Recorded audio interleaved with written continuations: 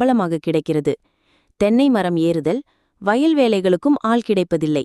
இதனால்தான் இன்று இந்தியாவின் வடமாநிலத்தில் இருந்து இங்கு வேலைக்கு வருகிறார்கள். குறிப்பாக பீகார், ஒரிசா படிப்பு சதவிகிதம் குறைந்த மாநிலங்கள். ஆனால் இந்த நிலை இன்னும் 25 ஆண்டுகளில் மாறிவிடும்.